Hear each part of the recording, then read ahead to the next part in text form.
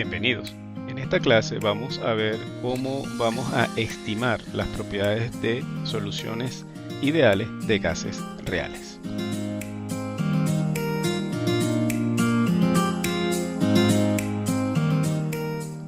En lo que hemos visto de curso, nosotros hemos estimado las propiedades de los gases reales a partir de las ecuaciones cúbicas de estado. También hemos utilizado la relación del virial con el segundo coeficiente del virial, es decir, P. ¿Okay? Entonces, en esta tabla lo que se muestra es un resumen de las principales ecuaciones de estados cúbicas que se reportan en los libros, ¿no? La ecuación de Van der Waals, esa nunca se utiliza para hacer cálculos de las propiedades. Rayleigh-Wong, Schwabe-Rayleigh-Wong y Penn-Robinson, ¿no? Esta tabla se lee de forma tal que en la segunda columna vemos que P es igual a esta expresión que está aquí. Esta expresión tenemos dos parámetros de ajuste que sería A y B, el parámetro de iteración binaria y el parámetro que tiene que ver con la convolución. Entonces este A está en la tercera columna. Fíjense que aquí nos dicen cómo podemos calcular A en función de la temperatura crítica y presión crítica. Con la ecuación de Schwabe-Rayleigh-Wong tenemos un factor de ajuste alfa y el valor B se hace de esta manera. ¿Okay? Entonces, como les mencionaba, pues tenemos un alfa para Schwabe-Rayleigh-Wong y un alfa para Penn-Robinson. Esa ecuación de estado normalmente se expresa de forma cúbica. Se puede hacer de forma cúbica con el volumen molar o como normalmente se resuelve, es con factor, con un polinomio cúbico en el factor de compresividad. ¿Okay? Entonces, ¿qué necesitamos para poder resolver esto? Bueno, necesitamos este parámetro o este coeficiente P, Q y R. ¿Okay? Que eso es lo que nos va a dar los valores de Z. Entonces, para estimar ese valor PQR, tenemos esta tabla. Fíjense que en las últimas tres columnas tenemos el valor de P, Q y R para cada una de las ecuaciones de estado. Y esos valores de P, Q y R dependen de un A y un B mayúscula, ¿sí? Y el A y B mayúscula serían simplemente los parámetros de las ecuaciones de estado, pero de forma adimensional o reducida, ¿sí? Que sería esto que está aquí. Ok. Entonces, de esa manera, podríamos entonces estimar las propiedades de un componente puro. ¿Okay? Ahora, ¿qué sucede? Nosotros estamos interesados en estimar las propiedades de soluciones de gases reales. ¿Okay? Y aquí es donde se hace uso de lo que se llama reglas de mezclado. ¿Okay? Tenemos la regla de mezclado para ecuaciones cúbicas, que se basa en la regla de Van der Waals y se expresa de la siguiente manera. El término A mix, ¿sí? Que sería la mayúscula, pues va a ser igual a la sumatoria, a la doble sumatoria del producto Y y J por A y J. Fíjense que este A mayúscula está referenciado con los parámetros que aparecen en la ecuación cúbica de factor de compresividad. ¿Okay? Por otra parte, el valor de mezcla simplemente va a ser la suma ponderada de los P de cada componente puro. ¿Sí? Entonces, fíjense que esto aquí aparece A y J. ¿Y J qué significa? Bueno, la iteración que hay entre el componente I y el componente J. ¿Okay? Esos son los índices. Entonces, nosotros lo que tendríamos que calcular estos valores y una vez que calculamos estos valores, los sustituimos en la ecuación de estado, en el polinomio cúbico en Z. ¿Sí?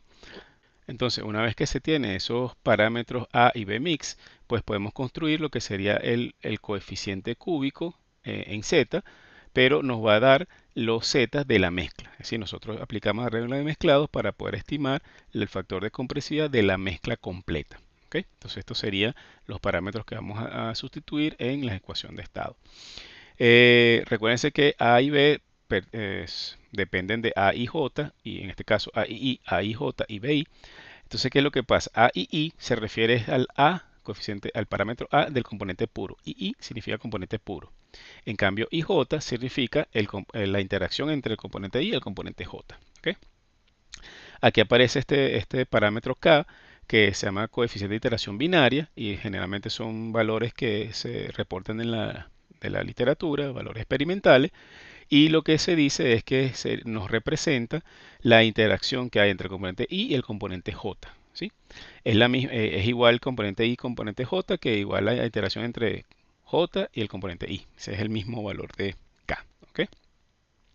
Con esas expresiones, pues entonces ahora sí podríamos calcular perfectamente cualquier propiedad de la mezcla. Fíjense que las ecuaciones siguen siendo exactamente las mismas, lo único que cambia es que aplicamos la regla de mezclado para A, para B, y entonces así podemos estimar el volumen de la mezcla, ¿sí?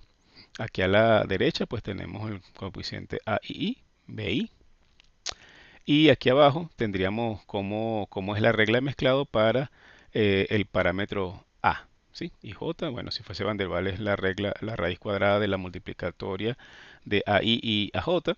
En cambio, en el Penn-Robinson, Swabber-Rayleigh-Wong y Penn-Robinson, perdón, y Swabber-Rayleigh-Wong, entonces utilizamos este coeficiente de iteración binario. Esto aquí es un error, debería ser Rayleigh-Wong.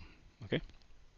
Ok, finalmente tendríamos el parámetro alfa que está definido para cada componente. Ahí no se aplica lo que sería la regla de mezclado. ¿Ok? Ahora bien, una de las propiedades que son muy importantes para la definición de cómo se comporta la solución o identificar la solución es la fugacidad. ¿Sí? Entonces, fíjense, aquí tendríamos lo que es la definición de fugacidad para un componente puro, un gas real. Lo que vamos a hacer es extender esto para una solución de gases, ¿sí? Entonces, lo que va a pasar es que esta fugacidad, que estaba expresada para un componente puro, ahora va a ser la fugacidad del componente en la solución, que va a depender de la temperatura, presión y obviamente de su composición. Y sabemos que la presión ahora va a ser la presión parcial utilizando la ecuación, el teorema de Gibbs, ¿verdad? Del lado derecho, pues los cambios son relativamente simples. Este RT sale como factor común porque recuérdense que esto es temperatura constante. Y entonces el primer término definirá cuál es el volumen molar parcial del componente I en la solución gaseosa menos el volumen molar parcial del componente I si la solución fuese un gas ideal. ¿Ok? Entonces nosotros podemos resolver esto y si lo resolvemos, pues fíjense que nos queda. Aquí podríamos calcular cuál es la fugacidad del componente I, ¿sí? Tp y Y. Esta presión parcial pues simplemente es Y entre P. ¿Ve? Y aquí nos queda la exponencial, que sería 1 entre RT, la diferencia de volumen por Tp. ¿Ok? ¿Qué nos dice esto? Bueno, que cuando la presión tiende a cero, la solución tiende a comportarse como un gas ideal, por lo tanto esta relación tiende a 1, así que la fugacidad va a ser igual a la presión parcial. Por eso es que decimos que la fugacidad de un componente I en una solución gaseosa que se comporte como gas ideal es igual a su presión parcial. ¿Ok? Con respecto al coeficiente de fugacidad, pues el coeficiente de fugacidad de un componente gaseoso en una solución ideal va a ser igual al coeficiente de fugacidad del componente puro. Así que aquí no hay nada extraordinario, sabemos cómo calcular el coeficiente de fugacidad, esta es su definición para componente puro. Esto sí se utiliza la ecuación de El Virial y aquí sí se utiliza la ecuación de Penn-Robinson. Aquí no hay ningún cambio. El otro aspecto que sí es importante volver a destacar es cómo se calcula o cómo se estiman las propiedades residuales. ¿Ok? Acuérdense que las propiedades residuales es una metodología que nos permite establecer trayectorias hipotéticas de cálculo para simplificar los cambios en las propiedades residuales, en las propiedades termodinámicas, ¿no? Entonces, bueno, aquí en la parte superior tendríamos una trayectorias hipotéticas si fuese a presión, cambio de presión con temperatura y cambio de volumen con temperatura, el lado derecho. Aquí es más bien el inverso del volumen molar, por eso es que nos queda de esta manera.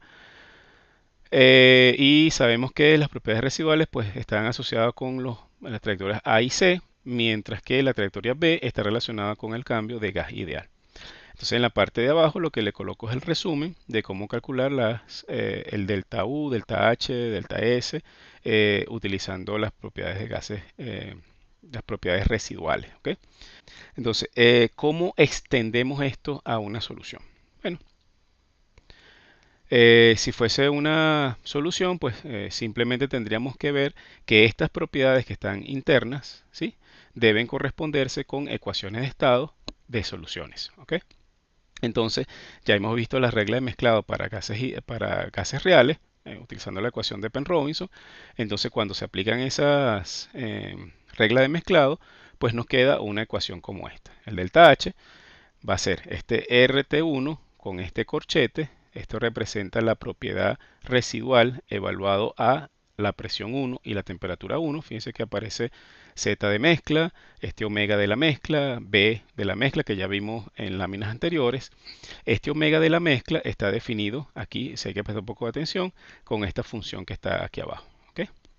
Doble sumatoria de cómo cambian la productoria de las fracciones molares por el A y J y una suma de nablas que está definido aquí. Esta nabla es lo que sería el equivalente a el factor de corrección de temperatura, ese alfa TR, ¿ok? Menos A de la mezcla. En cambio, este segundo término que está aquí está simplemente Cp delta T o el cambio de calor o el calor sensible para la mezcla. Fíjense que aquí simplemente la regla de mezclado es el Cp de la mezcla. Y este último término, tercer término, sería la propiedad residual cuando vamos lo evaluamos a la presión 2 y la temperatura 2. ¿Ok? Eso sería con respecto a la entalpía. Si lo hacemos con la entropía, el caso es similar. Lo único que aparece aquí diferente es este omega de la mezcla, que es simplemente a este omega más A de la mezcla. Esta ecuación es solamente válida para Penrobinson. Claro, entonces, en cuanto a ecuación, hay un poco más de cálculo detrás para hacer la evaluación, pero el mecanismo es exactamente el mismo. En esta lámina le presento cuál sería solamente la definición de entropía residual y energía interna residual para la ecuación de Penrobinson, que es la que vamos a utilizar durante el curso. Ahora, ¿cuál sería la metodología de cálculo? Pues bueno, el procedimiento general sería algo como este. Primero debemos calcular los parámetros del componente puro, A y B, y el cambio de A con respecto al tiempo, con respecto a la temperatura, perdón, usando las propiedades críticas del factor acéntrico. Luego aplicamos las reglas de mezclado para poder estimar el factor de compresividad de la mezcla, donde previamente tenemos que calcular ese valor adimensional A y B. Resolvemos la ecuación cúbica y una vez que tenemos el Z que nos interesa, entonces evaluamos la entalpía residual o la entropía residual. ¿Sí?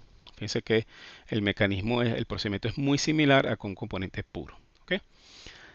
Cuando estamos trabajando con la ecuación de Biel, las reglas de mezclados cambian un poquito, son un poco más simples. Solamente utilizamos el B de la mezcla, que es equivalente a la regla de mezclado de A con la regla de mezclado para ecuaciones cúbicas. Sin embargo, para el segundo coeficiente del virial, pues ya las reglas de mezclado tienen que ver más con cómo se aplican las reglas de mezclado en el factor acéntrico, temperatura crítica y presión crítica. En cambio, B0 y B1, que está relacionado con la relación de Pixar, sigue siendo igual. La única diferencia es que esta temperatura reducida tiene que ser de la mezcla, ¿sí? Entonces, lo que hacemos es calcular una temperatura pseudo crítica, y con esa temperatura pseudo crítica calculamos la temperatura pseudo reducida. Igual pasa con la presión y con el factor acéntrico. Una vez que tenemos estos parámetros, pues los incluimos aquí y calculamos las propiedades residuales que tengamos a ver calcular, ¿sí? Bueno, con esta clase hemos visto cómo las ecuaciones que son necesarias resolver para poder estimar las propiedades de gases reales en una solución ideal. Muchas gracias por su atención y seguimos en contacto.